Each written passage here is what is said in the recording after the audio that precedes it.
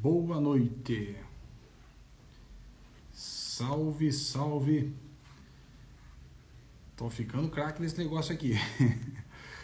Deixa eu fazer o convite para a minha amiga Dani Mônaco.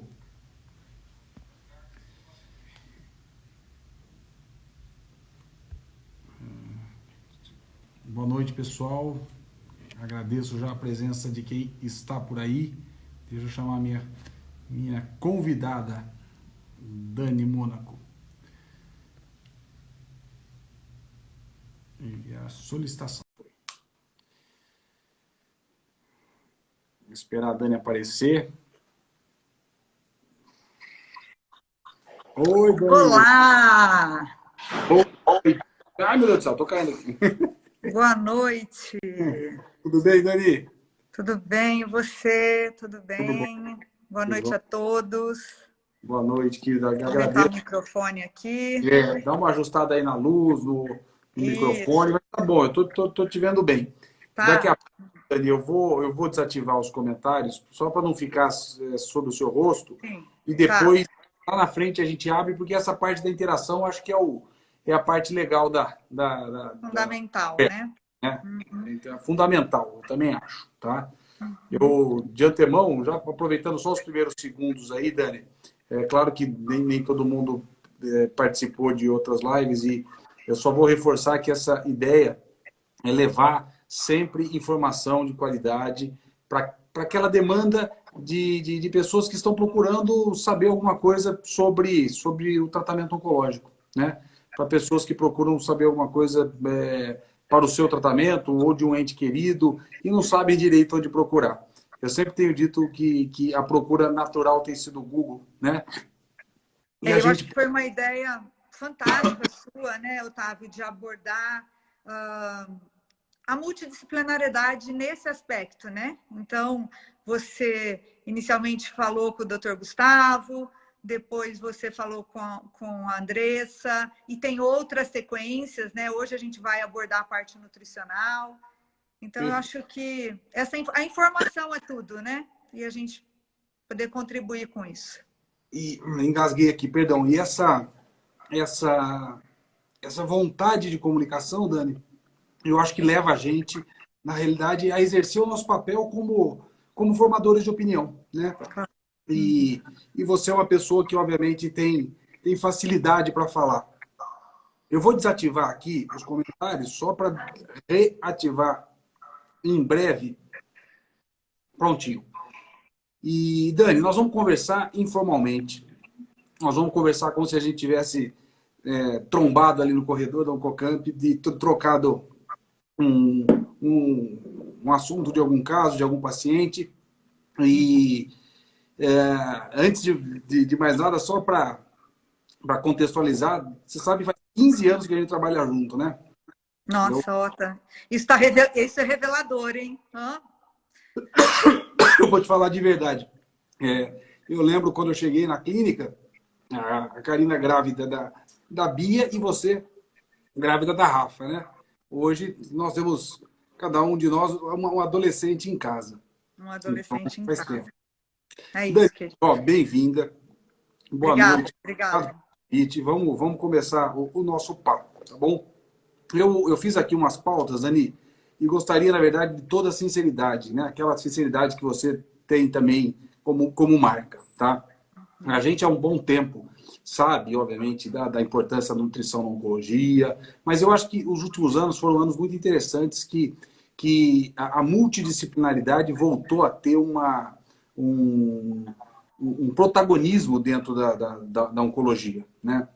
Eu acho que não se faz de forma alguma oncologia sozinho. E ter um grupo coeso, ter um grupo treinado, bem ensaiado, eu acho que é parte do sucesso, né?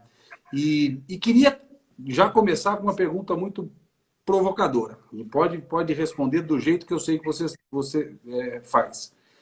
Você acredita e acha que a questão nutricional ela é negligenciada pelos oncologistas de uma forma geral?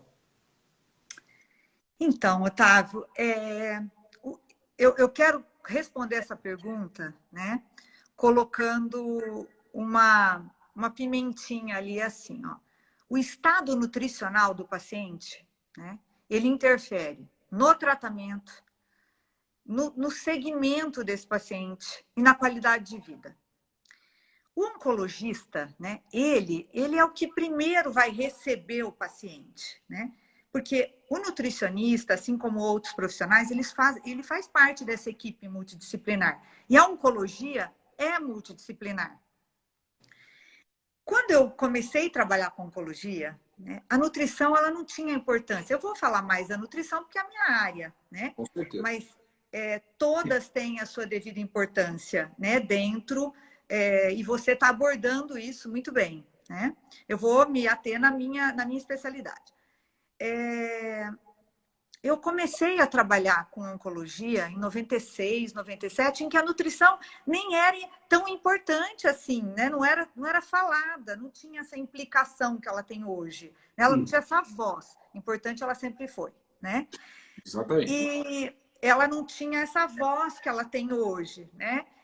Estudos, as publicações, mas infelizmente ela é negligenciada. E por quê? Porque eu acho que também é muita coisa, né? Inicialmente, o oncologista ele tem que ver muitas coisas, né? O exame, o diagnóstico, a condução. Por isso, a importância dessa equipe, para que ele direcione, né? Uhum. Mas ele tem que estar atento ao primeiro sinal, né? Qual que é o primeiro sinal? Ele vai falar, né? É a perda de peso. 40% a 80% dos pacientes em tratamento oncológico, eles vão apresentar algum risco de desnutrição. E o primeiro sinal é a perda de peso, seguido de uma alteração do apetite, que ou ele ou a familiar vai falar que não está comendo, né? Exato. Então, qualquer membro dessa equipe pode fazer essa triagem inicial, né? Perfeito. Que é uma triagem. Para que a gente consiga trabalhar com a prevenção. Porque eu costumo dizer assim, né? Se você pega uma mata e ela está ainda, né, verdinha, você consegue manter a massa muscular desse paciente, o peso, mas se você já desmatou ali, a recuperação nutricional desse paciente vai ser muito mais difícil, vai exigir muito mais.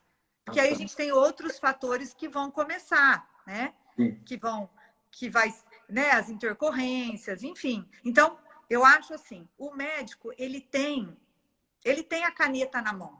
E se ele fala para o paciente, ele vai. Você sabe disso, né? Tá. Então, eu acho que o oncologista, o cirurgião oncológico, né?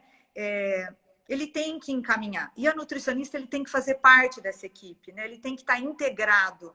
Como a gente faz, né, Ota? Né?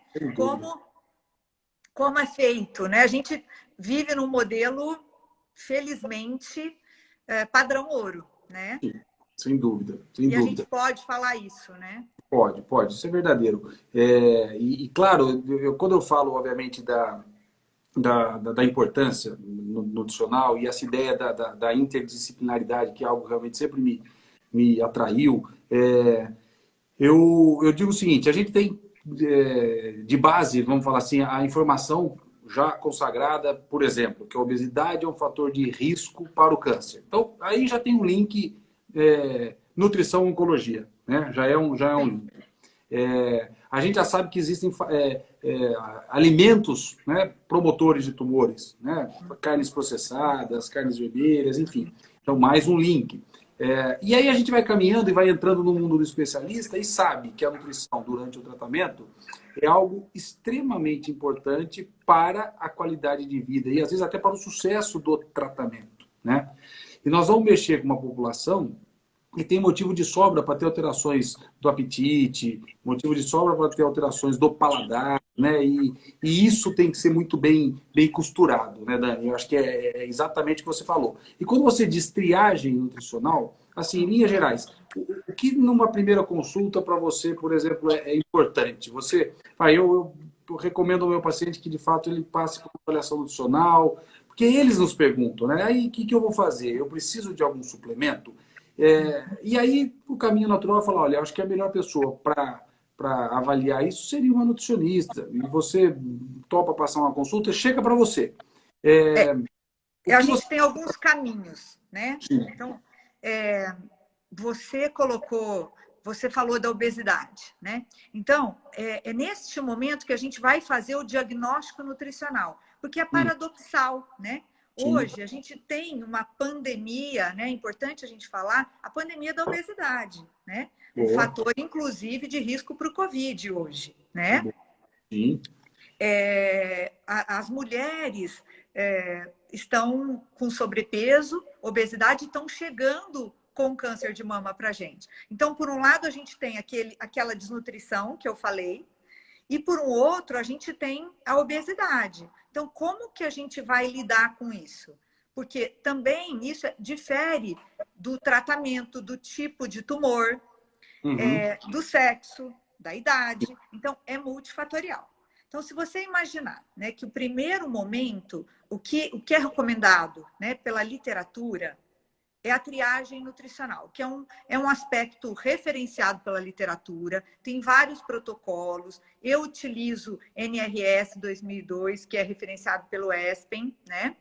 E que a gente vai fazer, é o primeiro contato. Esse aqui é o Bob Wilson, então fica tranquilo. Ele falou oi, né? Ele deu boa noite para todos, né? E é muito lindo. Ele, o nome dele eu acho o máximo, muito chique. A cara da K, né? Então... É o único que me obedece aqui em casa. Você tinha que pegar um hominho aí, né? Então... Mas aí você usa, então, um parâmetro, obviamente, eu uso internacional, esse sagrado. parâmetro internacional, em que a gente vai fazer... Esse é o primeiro contato, né? Em que eu vou avaliar, né, se esse paciente perdeu peso, a gravidade da doença, tem todo um protocolo, o peso habitual, o peso atual, em quanto tempo ele perdeu peso, e como é que tá, se ele perdeu apetite nas últimas semanas, nos últimos 15 dias. Então, ali eu já consigo rapidamente, é um custo menor essa avaliação, né, no sentido assim, ela é um método prático, mais rápido, eu consigo fazer um diagnóstico nutricional. Sim. Nesse momento, eu já consigo entregar um manual de orientação nutricional, eu já consigo dar as orientações iniciais para a família, que está super ansiosa, né? Sim. Porque o que é um ponto muito importante para a gente falar aqui, Ota, é assim, no momento que o paciente tem um diagnóstico, ele acha que ele tem que mudar totalmente a alimentação, né? E aí... E aquilo, o que eu faço? Eu tiro isso, eu tiro aquilo, né? E vem muitas confusões, porque você, se der um Google, você acha inúmeras situações, né? Então, esse é o primeiro momento. A partir da definição desse estado nutricional, porque esse paciente ele vai ter, de acordo com o score, se ele tem risco ou não, e ele vai... E aí eu vou diagnosticar se ele tem desnutrição, se ele é eutrófico, ou seja, se o peso dele está adequado, se ele está se alimentando, porque eu tenho vários tipos de diagnóstico em relação ao peso, em relação à alimentação. E aí eu já começo a traçar como é que eu vou trabalhar. E já marco para esse paciente voltar, por exemplo, para avaliação nutricional completa, que aí é uma amplitude muito maior, que eu tenho inúmeros outros parâmetros para o diagnóstico nutricional, e aí esse paciente já começa o tratamento, e aí eu tenho então um caminho nutricional, que esse caminho, ele começa pela triagem, e essa triagem define se ele vai voltar com 15 ou 30, mas neste caminho, por exemplo, se a enfermeira avaliou que ele, na última semana, fez quimio e não passou bem, ele pode voltar para essa triagem num curto espaço de tempo, porque nesse período ele pode ter risco, evoluir para o risco. Perfeito. E eu sei, desculpa interromper, mas eu sei que, lógico, a sua avaliação ela é ampla, mas focando naquele caso, vamos falar assim, do paciente que tem que manter um status nutricional muito bom para o seu tratamento, a preocupação sempre é com a desnutrição, né? E recentemente a SBOC, a Sociedade Brasileira de Oncologia, lançou Fantástico, né? Informativo fantástico, né? Inclusive dando números até, eu diria até que surpreendentes, né? Porque pelos dados assim que a gente tem, de 40 a 80% dos pacientes com câncer acabam desenvolvendo algum grau de desnutrição, né? Então, se a gente, se nós nos treinarmos muito cedo de que as intervenções têm que ser precoces, muito provavelmente, né, nós não vamos chegar aos 80%. Nós vamos puxar essa curva mais para baixo, né? Esse é o caminho. E eu acho que É está a aí a história, prevenção. exatamente, da triagem. Eu acho que a sua triagem tem exatamente essa abordagem, né? É aquele caso que fala, ó, esse é um caso de maior risco.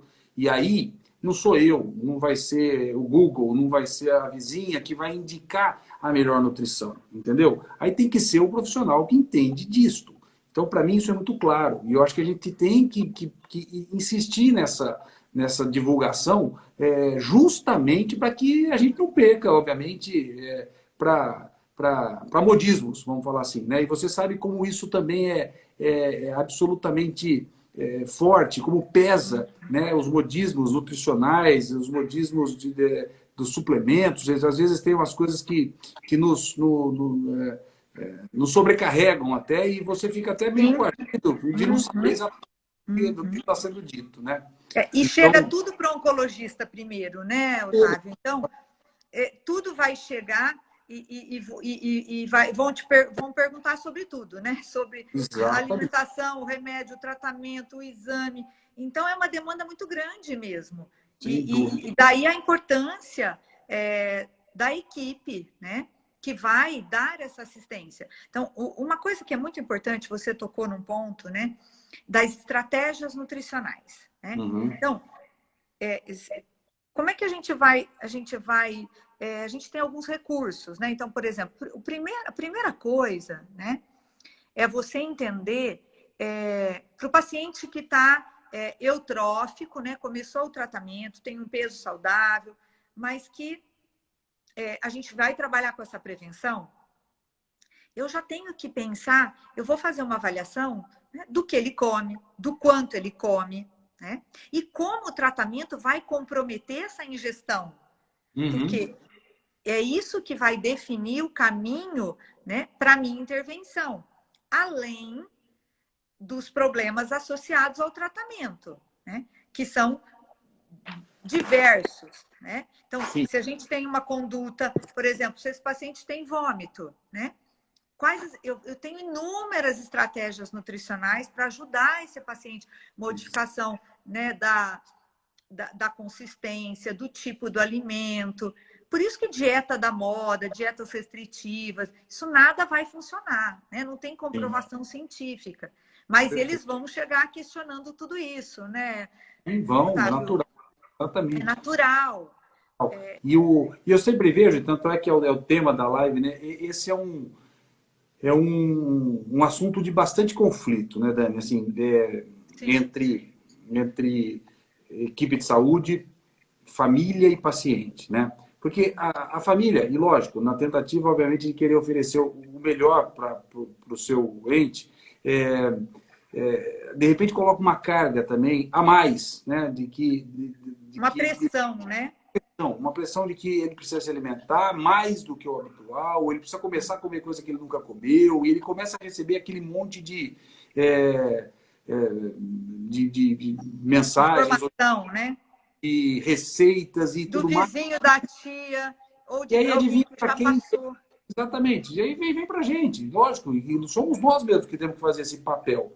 E às vezes você fala, não, isso não tem sentido, mas aí você olha para a pessoa que indicou e fala assim, poxa, mas como não, né?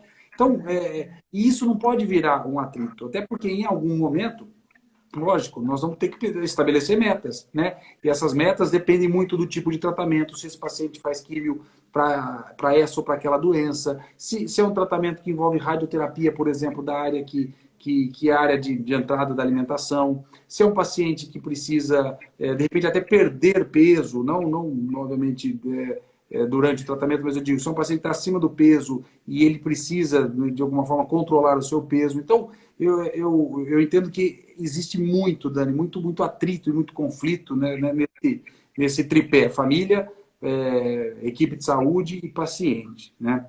Por isso que a gente tem que pensar nessa individualização, entendeu, Otávio? A cada momento, né, a gente vai ter protocolos, né? Então, a gente vai ter o protocolo que vai diferenciar o paciente que tem indicação de terapia nutricional oral, né? Uhum.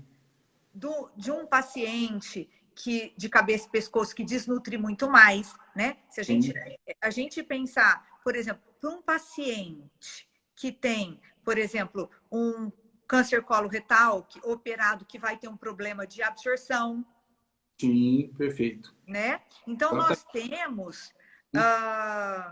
E vou até te interromper. E aí vem o seu papel, e até já emendo essa pergunta. Existem vários tipos, né, de nutrição. Por exemplo, a nutrição em pó, a nutrição que já está feita.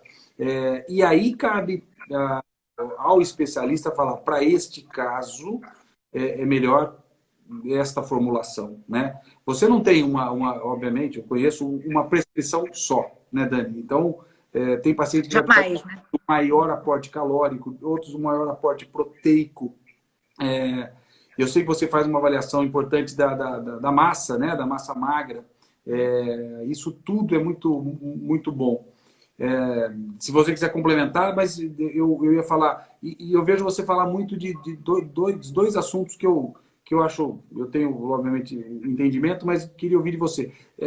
Sarcopenia, né, e caquexia, né, são duas coisas que acompanham o paciente oncológico, ou pela doença ou pelo tratamento. Você pode falar um pouco disso? Claro. São duas condições diferentes, mas com manifestações clínicas muito parecidas, né? Então, a sarcopenia, né? A sarcopenia ela tem vários graus, né? Primeiramente, e na sarcopenia o paciente ele perde massa muscular, então ele perde capacidade, né? Ele perde força. Então, hoje é muito comum, inclusive na obesidade sarcopênica, a mulher que está obesa, né? Que tem um excesso de peso, de sobrepeso, de calorias, porque ela consumiu, e ela começa o tratamento, né? E desenvolve a obesidade sarcopênica. E ela vai ficar fraca do mesmo jeito, né? E aí, importantíssimo, a parte nutricional, envolvendo a parte de exercícios, né? De autonomia. Perfeito. Na caquexia, a gente tem a caquexia, você tem a inflamação, né? Ela é inflamatória. E muitas vezes, né, os graus, a gente tem a pré-caquexia e os graus de caquexia, ela pode se tornar até irreversível naquele paciente que ele consumiu, ele perdeu massa muscular, ele perdeu gordura, né? E a caquexia neoplásica, né? Então, por isso que a gente tem que trabalhar para esse paciente não evoluir, né? E usando das estratégias nutricionais, e quando ele não consegue atingir 60% da necessidade nutricional, a gente tem que intervir, né? Então, a gente tem que fazer essa intervenção, seja com uma terapia nutricional oral, com os suplementos que você citou, né? Ou com terapia nutricional integral, né? Dentro dessa perspectiva de tratamento, né? E a nutrição integral, Dani, assim, ou qualquer via que seja, vamos chamar de uma via acessória, uma via artificial de alimentação, nem é tão comum no nosso dia a dia, tá? Eu vou dividir um pouco essa conversa também em duas populações que eu conheço bem. O paciente que a gente atende no consultório e o paciente do SUS, né? Eu vejo e vejo com muita frequência, obviamente, o paciente do SUS ser submetido à intervenção nutricional com sonda, porque provavelmente é um paciente que já traz uma carência muito grande nutricional, né? E no consultório, isso é fato, isso é verdadeiro, você sabe o que eu estou falando, é uma outra população, né? Mas é curioso que eu vejo que o paciente do SUS, ele entende essa invasão da sonda, tá? E o paciente do consultório acha que é algo é, Mais agressivo, resistente, seria? muito mais resistente, tá? E curiosamente, lógico, e vejo que isso é uma coisa realmente de dois mundos que a gente circula, né? Mas na nossa rotina, do nosso dia a dia, né, a gente tem pouco paciente com sonda e eu acho que a gente faz de tudo e essa, eu acho que é uma coisa que eu vejo que você faz muito bem, evitar que a gente precise chegar nos nossos pacientes nessa intervenção invasiva, né? É, algumas dessas formulações, Dani, são realmente. E aí é isso que eu queria que você explicasse um pouco. Elas não são só marcas diferentes, né? Elas são produtos diferentes, tô certo, né? Tá E, certo. e tem a sua indicação de acordo com, ou seja, aquela paciente com câncer de mama que operou e está fazendo um tratamento complementar adjuvante vai, de repente, fazer um tipo de nutrição. Aquele paciente que está com tumor no reto, com colostomia e que vai fazer um outro tipo. É exatamente isso que você falou até agora, né? Porque que acontece, né? A gente vai priorizar a via oral, né? Sempre, né? Porque a via oral é a mais fisiológica, né? Imagina que esse paciente já tem que tomar várias medicações, está em tratamento, tem a relação da comida, do afeto, né? Da família estar preparando, né?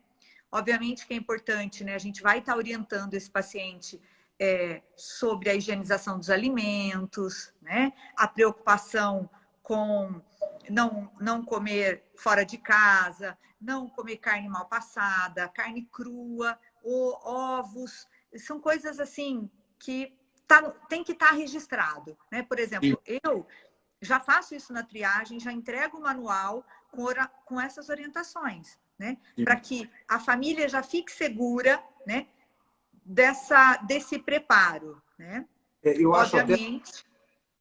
Oi. Não, e aproveitando isso, eu acho até exatamente, o paciente tem que entender, e a família, que a digestão desse paciente estará alterada, né?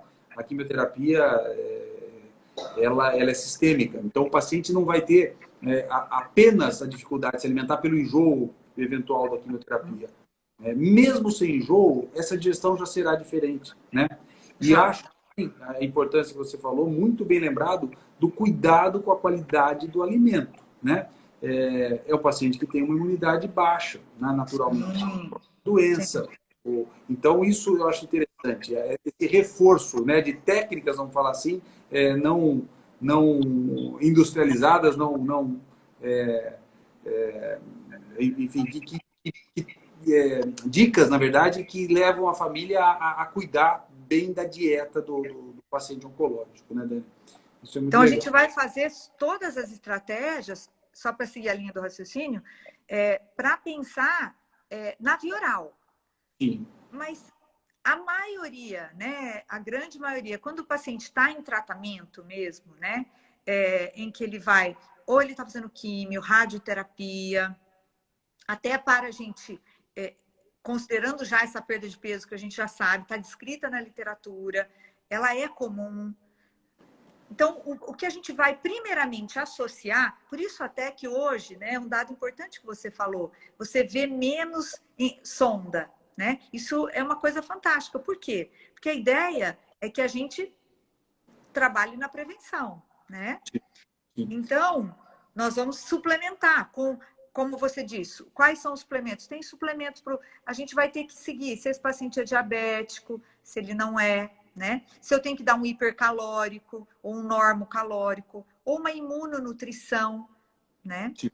É um dado importante num preparo cirúrgico. Perfeito.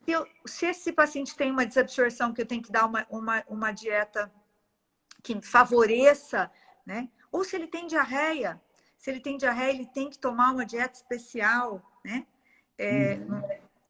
Com esses nutrientes parcialmente já digeridos, né? Não pode ter lactose. Então, a indústria hoje, ela trabalhou antigamente, quando a gente começou, esses produtos eram todos importados, com custo muito caro, né? Hoje não. Hoje a gente tem de diferentes marcas, diferente pó, líquido, compact, né? Hiperproteico, hipercalórico, sem açúcar, sem lactose, enfim, É mais de várias acessível. marcas para Exatamente. diferentes públicos, né? E, E e, necessidades nutricionais específicas, vamos dizer assim. exato. E caminhando, assim, obviamente, numa situação de um paciente mais consumido pela doença, especificamente, pela história do tratamento longo, aquele paciente que perdeu muito peso, né, teve uma sarcopenia, usando a definição que você usou, durante a história do enfrentamento da doença. Aí volta a ter aquela pressão, né, de que ele precisa se alimentar. E uma coisa que a gente passa dentro do hospital é aquela sensação também de que a nutrição parenteral, né, devolveria a esse paciente as energias que ele precisa. E eu aprendi uma vez da seguinte maneira: nesse contexto, né, o quadro nutricional, na verdade, faz parte de uma cascata que veio, ele não é a base da piora, né? Porque se a gente pensar em ajudar só quando chegar nesse momento, nós vamos chegar à conclusão que a gente atrasou, isso deveria ter começado lá atrás, né? Então, esse é o momento também que a gente volta a falar com a família de que a nutrição parenteral não significa que ela vai dar mais energia ao paciente, ou o paciente vai ficar no hospital e vai repor algo que está realmente em déficit e em pouco tempo ele ganha peso. Não se ganha peso, né, de um dia para o outro, né, Dani?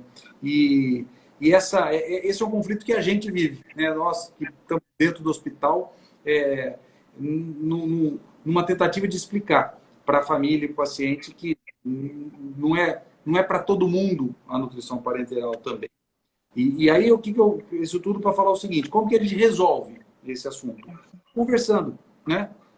Calma, vamos sentar. Pega aqui o paciente, pega aqui a família, senta todo mundo no mesmo lugar e vamos explicar por que não teria indicação de, por exemplo, submeter a um procedimento de uma nutrição parenteral. E eu vejo na prática que depois de explicado, há um entendimento, né? E claro que vai ter dúvida, eles vão rebater com alguma pergunta, afinal de contas, são leigos, e somos nós que temos que dar respostas com embasamento, né? Então, acho muito interessante assim, essas duas pontas, né? A gente pegar aquele paciente lá no começo, em que você faz uma triagem e a gente faz um plano aí de tratamento, e a ponta oposta lá na frente, aquele paciente que já vem consumido e de repente tem uma doença que não tem uma possibilidade de cura e deposita-se na nutrição a expectativa que não, mas se ele comer tudo, ou se a gente colocar um monte de nutriente nele, ele vai reagir, né? Isso é muito comum, né, Dani? Acho que você também vivencia essa parte, essa ponta. A gente vivencia e a gente procura ter uma escuta, né, qualificada, ouvir o paciente, ouvir o familiar e discutir em equipe, né? É por isso que a gente está junto. Enfim, uma coisa a gente tem que entender. Você tem uma indicação, né? Mas o paciente, o que ele quer, né? O que ele quer fazer? E aí a gente vai. Por isso que existem inúmeros protocolos. Mas se a gente não individualizar esse tratamento, cada vez mais, né? A gente não atinge, né, o nosso objetivo, né? Que é cuidar daquele paciente, né? E eu acho que, por exemplo, a gente só vai usar, por exemplo, né, a parenteral quando esse paciente não tiver trato digestório íntegro, né? Que a gente não possa usar outra via, né? Exato. Mas a gente vai investir na estratégia nutricional, né? A gente vai investir nas recomendações, orientações dietéticas, estratégia para ele enfrentar a constipação, a diarreia, o vômito, o que vem junto com o tratamento, né? Então, por exemplo, se esse paciente ele vai para uma cirurgia, né? Ele vai ter uma condição nutricional diferente. Então, a gente vai fazer um preparo imunológico, né? Hoje a gente tem suplementos com arginina, nucleotídeos, que a gente consegue, ômega 3, melhorar a resposta da cirurgia, né? Abreviando esse jejum, né? Em cirurgia do trato digestório, em grandes cirurgias.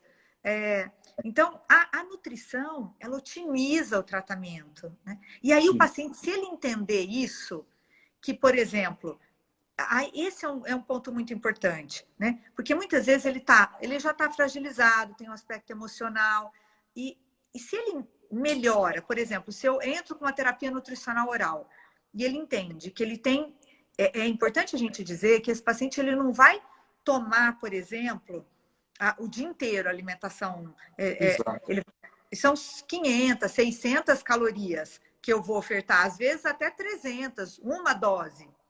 Mas com a melhora da capacidade funcional, ele volta a se alimentar. E esse é um ponto importante. E aí ele se sente melhor. Se sentindo melhor, ele vai conseguir trabalhar. Porque essa é a ideia, né?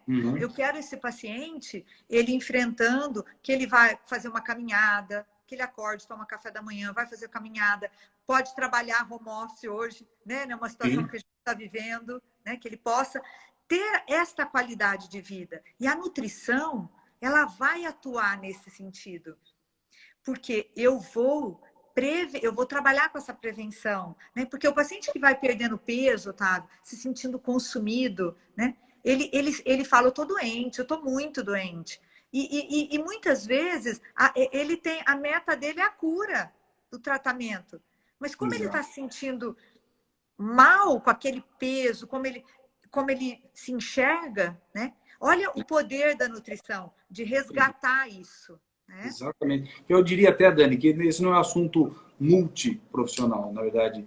É um assunto multifatorial, né? Então, lembrando que o problema nutricional do paciente oncológico não está relacionado só à doença, está relacionado ao tratamento, ao tipo de tratamento que ele está fazendo, que químio que é, se é rádio, se é hormonioterapia, o hormônio também interfere, né?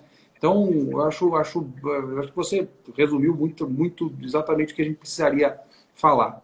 Eu vou começar a responder, pedir para você me ajudar a responder algumas coisas aqui, Dani. A primeira pergunta que surgiu aqui é da Beth Romaneto, falando o seguinte, que ela é colostomizada e depois da cirurgia ela engordou 14 quilos. Né? E agora? Só fazendo um parênteses, isso aconteceu também em meio ao período da pandemia. Eu conheço a Beth, né? A Beth está bem, está tudo bem. Ela até botou ali, meu CEA está 1, parabéns pelo CEA da Beth. Mas ela...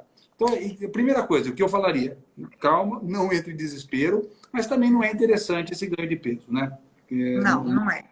Não é porque esse excesso de peso acaba sendo inflamatório, né? Então a gente tem que avaliar a qualidade, né? O que ela está comendo mais do que o corpo precisa, né? Então isso aumenta a insulina, né? Essa insulina aumentada, ela é inflamatória. Enfim, pode vir doenças, outras doenças associadas que não o câncer somente, né? Porque acaba sendo um risco. Então, a gente realmente tem que rever, né? Tem que rever a dieta, né? A ingestão, né? Eu acho de calorias vazias. Eu usaria bem aí o termo, a Beth precisaria de uma orientação nutricional, né? Ela não está precisando, obviamente, repor nada. De repente, ela está precisando só saber como que ela deve, na verdade, se alimentar. É claro que depois, numa situação como a da Beth, por exemplo, que ela foi submetida a uma cirurgia com intuito curativo e tal, é natural que o paciente também ganhe peso, né? Mas a gente também não pode deixar a rédea solta. E claro que o momento atual, inclusive em meio à pandemia e tudo mais, as pessoas estão mais em casa, as atividades físicas né, diminuíram, então o ganho de peso foi muito comum, né, para uma parte grande do nosso... Flávio, no meu consultório, eu tenho crianças que ganharam 10 quilos. A média é 7 quilos de ganho de peso.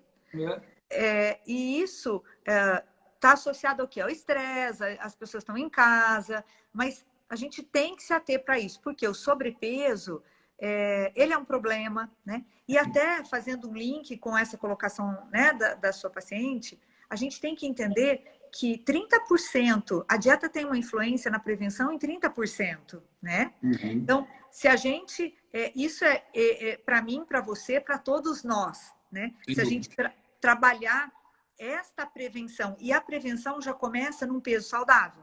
É o primeiro ponto, ter um peso saudável, né? Manter um peso saudável e aí fazer exercício, não fumar, né? A gente tem aí toda uma sequência, evitar os ultraprocessados, que também são o excesso calórico, consumo de enlatados, calorias vazias, bebidas açucaradas. Então, olha a importância da dieta na prevenção, né? Essas recomendações são do INCA, né? Eu vou até fazer um post sobre isso hoje, depois. Então, eu acho que é importantíssimo, né? Esse tensionamento dela, essa colocação dela, né? E olha como muita coisa está interligada, né, Dani? E tem muito a ver com o que a gente está falando aqui. Semana passada eu falei com a Andressa, semana que vem vou falar com a Maristela Sischini. Dá uma olhada, o contexto atual, né? Como a gente, em casa, diante de uma situação de estresse, né? Um estresse contínuo, as notícias invadindo as nossas telas, por onde quer que sejam, e facilita, obviamente, o sedentarismo, a alimentação inadequada, e isso, obviamente, no longo prazo, né, pode trazer consequências muito, muito sérias, né? Muito, muito sérias mesmo. Então, só para dar uma dica para a minha querida Beth, a Beth está perguntando se você é da Oncocamp, Dani. A Beth antes de mim. Eu cheguei com 15 anos. Quanto tempo você está lá, Dani? Eu tô 20... Faz a conta aí para mim. Vou revelar a idade, hein? Eu comecei em 98, né, Ota, na Oncocamp, entendeu? Quanto tem? 24, é isso? Matemática não é meu forte, mais ou menos. Acho que é isso. Né? 24 anos cuidando, né? Acho que é uma vida aí. Mas, Beth, ela é assim da Oncocamp, a Dani, e não fica apavorada, não, querida. Dá tempo de recuperar isso. Ainda bem que você está preocupada. Parabéns, né? A preocupação seria justamente o contrário, se você não estivesse nem aí com esse ganho de peso, tá? E uma pergunta que me fazem muito também, Dani, no consultório, né? Se tem algum, vamos falar assim, alimento mágico, sabe? O paciente em químio não pode comer um alimento, vamos dizer, bandido, né? O paciente com câncer não pode comer açúcar. Isso eu ouço o tempo todo, né? E isso é um mito, né? Vamos deixar bem claro. O que eu falo, e eu quero ver se você endossa o que eu estou falando, é que é impossível a gente viver sem o açúcar, porque o açúcar é a nossa fonte de energia, né? E se o açúcar, de fato, alimenta a célula tumoral, a gente precisa da energia que o açúcar nos dá para o nosso organismo ajudar a quimioterapia a combater a doença. Então, esse tipo de coisa, né? Então, o paciente em quimio não pode comer açúcar. A gente tem que desmistificar, né? É óbvio, mas é tão óbvio que não precisa nem estar em quimio. Aquela pessoa que só come açúcar e que vai comer doce de manhã, no almoço, no jantar, isso vai fazer mal, é claro. Né? Mas eu vejo que, às vezes, o paciente até se culpa e fala, poxa, no final de semana Claro. Ele quer um comfort food também, né? Não precisa, ele pode. Claro. Eu acho que é um momento que ele tem que lidar com tantas coisas, com tantas dores, né? E a alimentação, ela não pode ser mais um problema, ela tem que ser uma solução, né? Então, a solução é que ele tenha uma alimentação saudável, né? Que ele forneça o que ele precisa. Eu falo assim, todo dia o que precisa. Eu uso esse termo para criança, para adulto, para tratamento oncológico, todo dia o que precisa. De vez em quando o que gosta. Porque o que você gosta, eu também gosto. Todo mundo gosta, né? E o que é gostoso? O que vai ter o paladar, obviamente, né? Vai ter o açúcar ou a gordura. Mas se a gente tem uma base de uma alimentação saudável, né? Porque senão ele passa a ter culpa também, entendeu? E aquilo, exatamente. Aquela culpa psíquica, isso vai atrapalhar, né? Porque ele vai falar, nossa, ele vai ficar com medo, né? Ele fica com medo ele está fazendo errado, que nós estamos brigando de um lado, ele está... Então, ele Isso. começa a boicotar, né? E não tem sentido, lógico que não tem. Mas eu fico muito, muito feliz e de verdade satisfeito quando eu vejo que o paciente sente a liberdade de levar esse tipo de dúvida para a gente. Tem gente que de repente fala, poxa, que coisa... Mas pensa bem, aquilo para ele faz um mal danado. E quando ele leva para a gente, eu prefiro do que ele ir atrás do Google, de repente ele vai achar uma resposta no Google falando que sim, o açúcar tem que ser abolido da dieta, por exemplo, entendeu? E aí que vem Mas aquela... ele compartilha e divide essa, é Exato, uma corresponsabilidade, né, Otávio? exatamente. Mas nós estamos aí para isso, né? A gente É precisa isso, né? ajudar a tomar as decisões, né? Eu nunca, de forma nenhuma, vou também tipo de em cima do assunto, ou de forma, né, jocosa, falar, imagina, isso é balela. Não, vamos explicar, vamos dar a resposta, então um docinho de vez em quando para quem está fazendo seu tratamento, para quem está precisando, obviamente, no final de semana, né? Você imagina ele receber o bolinho da Exato. avó que faz, né? Que fez um bolo de banana, né? Agora, ele não vai, se ele vai comer vamos pensar, vou comer uma pururuca, ele não vai nem conseguir comer porque ele vai passar mal, né? Porque essa gordura maléfica, ele também ele vai se sentir muito mal com aquilo, né? Principalmente se a gente pensar em alguns tratamentos muito específicos, né? Vamos falar de tudo, vamos pensar um tumor hepático, né? Ele não consegue nem comer aquilo, né? Exato. Obviamente que ele tem que entender, a gente vai orientar, ó, isso vai te fazer mal, né? Isso.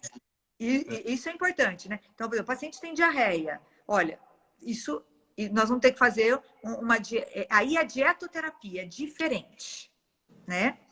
A dietoterapia é quando você tem que fazer restrições, né? Porque ele é diabético ou porque ele tem uma necessidade muito específica, que é diferente daquele paciente que quer um agrado, né? Que é o que você traz, né? Uhum. Olha a individualização, né? Como a gente não pode passar régua e pensar hoje, né? Com os modismos que a gente, né, fala, por exemplo, dietas restritivas, dieta da moda, como que a gente, low carb, cetogênica, né? Então, como é que a gente vai pensar nisso num paciente que está em tratamento, né? Perfeito. Perfeito. Exatamente isso. Exatamente isso. Exatamente. E eu estava passando por aqui, Dani, vamos resgatar alguma coisa aqui, obviamente, algum comentário ou alguma dúvida maior. O pessoal do Odonto aqui, não vamos deixar de responder, vai, Dani, mas aí é mais contigo. Pegando o gancho na bariátrica, vou levar para a minha área. Beleza, tá valendo. Por que a dentição de uma pessoa que fez bariátrica é alterada? Os dentes ficam frágeis, apresentam desmineralização. Você consegue responder? Consigo. Na verdade, assim, né?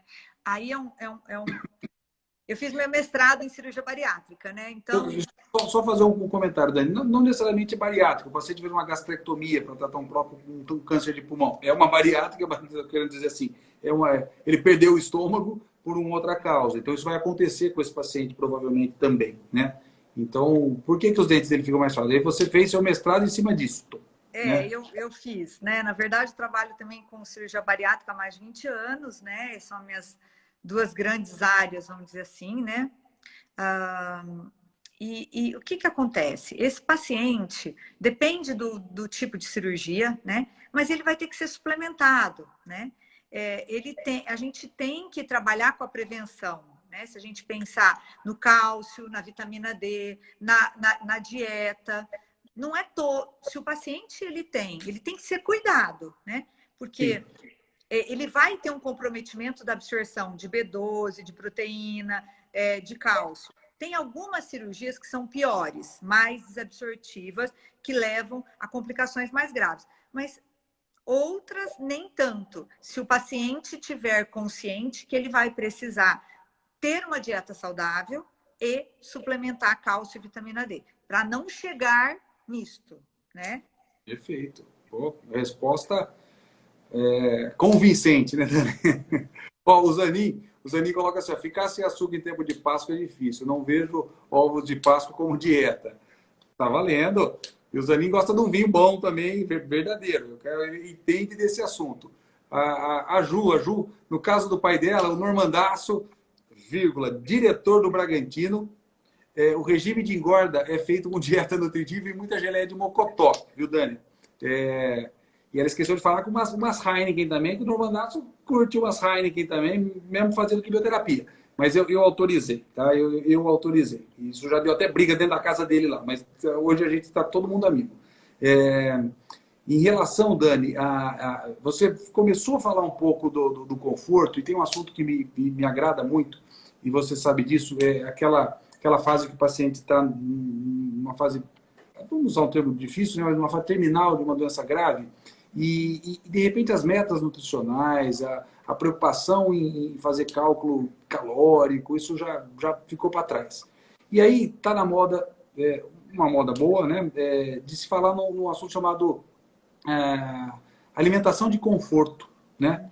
Porque nessa fase, inclusive, da terminalidade, a dieta, o gosto dos alimentos, eles mudam. E o paciente, de repente, começa a ter desejos de se alimentar com um tipo só de comida, né? E eu acho muito interessante e bonito isso, que tanto o oncologista quanto a nutricionista entendam que realmente, naquele momento, a gente não precisa saber se ele está comendo 2.000 calorias, né, 2.500, mas ele está comendo o que ele gosta, né, ele tá conseguindo pelo menos ter um dos prazeres, né, de se alimentar com alguma coisa que ele gostaria. E eu sei que você, um dia desses, a gente conversou sobre esse assunto. E é algo que tá se falando bastante, né, Dani? Inclusive, não só no meio oncológico, acho que dentro da nutrição também, né?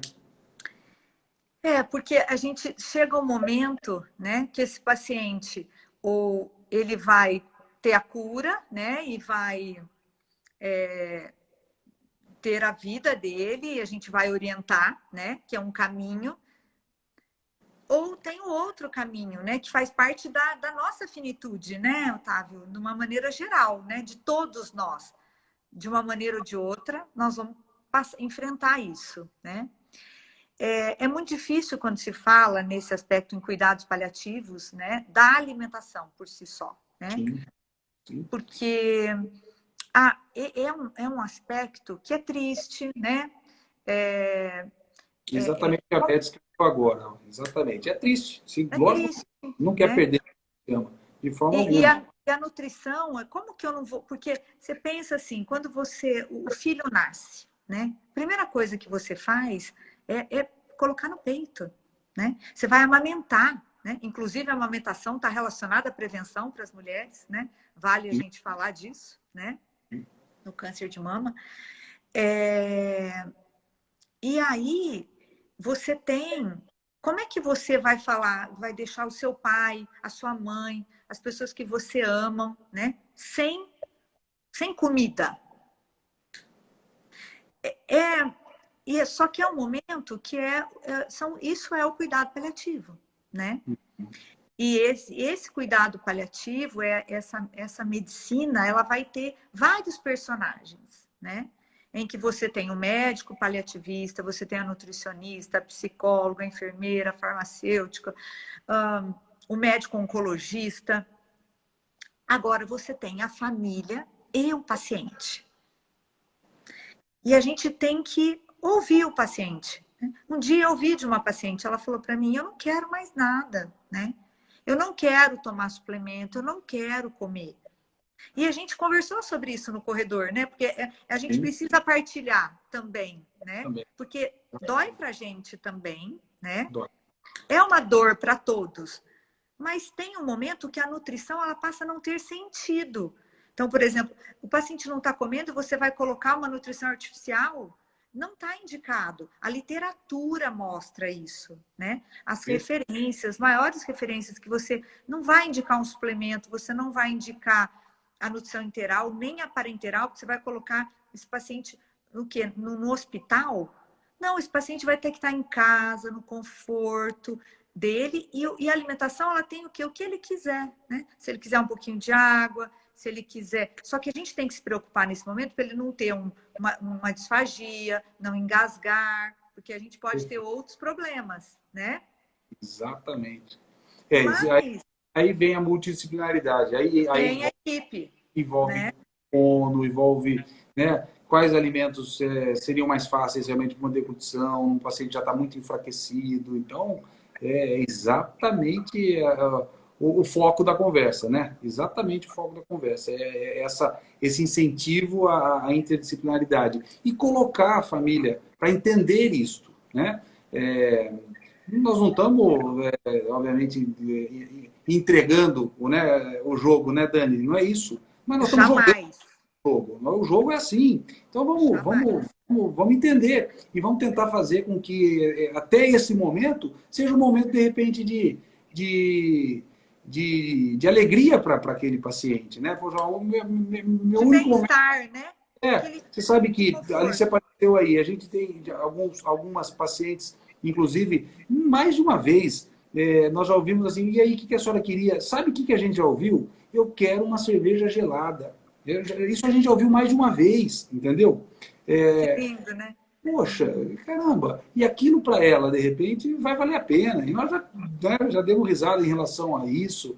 E aquilo virou, de repente, um programa para aquela família. Falar, agora nós vamos tomar uma cervejada todo mundo, né? Então, Tudo vale a pena se a alma não é pequena, né? E exatamente. aí, Exatamente. Deixa eu ver aqui, ó. Estão me avisando do tempo, 4 minutos. O Rafa está sempre presente. Esse é uma figuraça. Rafa, estou fazendo químio e conseguindo me alimentar muito bem, em variedade e quantidade, é verdadeiro. O Rafa ganhou peso durante o tratamento, fez uma cirurgia do aparelho digestivo e está realmente surpreendentemente bem. Mas a maior dificuldade é com o consumo de água, que precisa ser demais da conta, né? É verdadeiro, né? O paciente em quimioterapia precisa se tratar muito bem, obviamente, e passa a ser realmente um, né? Eu tenho que me hidratar muito, depende de distensão abdominal, tudo. Mas, Rafa, segura a onda aí, cara. Tá acabando, daqui a pouco a gente reduz um pouco essa quantidade aí, tá bom, cara? Fica tranquilo. Ó, Ritinha, ela quer um vinho gelado. Manda ver, Rita. Conheço a Rita, tô falando com verdade. Que é isso? Ela não vai tomar meia dúzia de garrafa. Ela vai tomar uma taça, duas. Isso não vai fazer mal, gente. Aliás, os pacientes precisam saber que esse tipo de assunto é levado até em congresso, tá? Aquelas perguntas do tipo, quantas latinhas eu posso tomar de cerveja? Posso tomar quantos cálices de vinho? E se a gente não falar que isso é discutido até em congresso, causa estranheza, então a gente não vou virar para ninguém, nunca vou incentivar o alcoolismo. Imagina, nem posso fazer isso como oncologista, como médico, mas moderadamente, numa situação até em meio a tratamento, a gente sabe que é possível, tá? Com moderação, né? E botando o pé no freio, obviamente. Então, isso eu acho que equilíbrio, moderação, né, vai fazer parte da nossa orientação em todos os aspectos, né, Otávio? sim. Exatamente. E ó, eu vi depois a Daiane Meneguzzo aparecendo aí, tem tudo a ver também, né? Eu A vi que gente a fala doutora Alice também está aí, querida, 100%. né? Mas e a Daiane, ó, Daiane, já estou avisando, nós vamos ter que fazer uma live junto também, hein? Por favor. Em relação a. Ó, tem alguma orientação extra para os cuidados bucais, para quem faz uso de suplemento? Interessante. Tem alguma. Assim, eu posso responder o seguinte: às vezes, dependendo do tipo de tratamento que pode dar mucosite, realmente o suplemento pode ter um gosto desagradável, pode até incomodar. E aí, jogo lá para cima, falei dela agora, de repente, tratamento, né, com laser terapia pode ajudar na qualidade da mucosa. Tem alguma orientação sua, Dani, ou não? Uma estratégia que eu uso muito é bater o suplemento com fruta congelada, fica um smoothie, ajuda muito, né? Muito. E melhora essa tolerância na boca. Agora, se ele está com mucosite, aí a laser terapia funciona muito, né? Ajuda muitos pacientes e é uma terapia muito indicada e muito realizada, né? Dani, ó, eu estou aqui vendo que o nosso tempo esvaiu-se. Foi 1 hora voando, tá? Uma pena, uma pena. Uma Mas pena, valeu. Agora, uma coisa que eu tenho muito. percebido. Para e pensa. Tá? Você depende de ter aí 30, 40 pessoas, 50 nos ouvindo.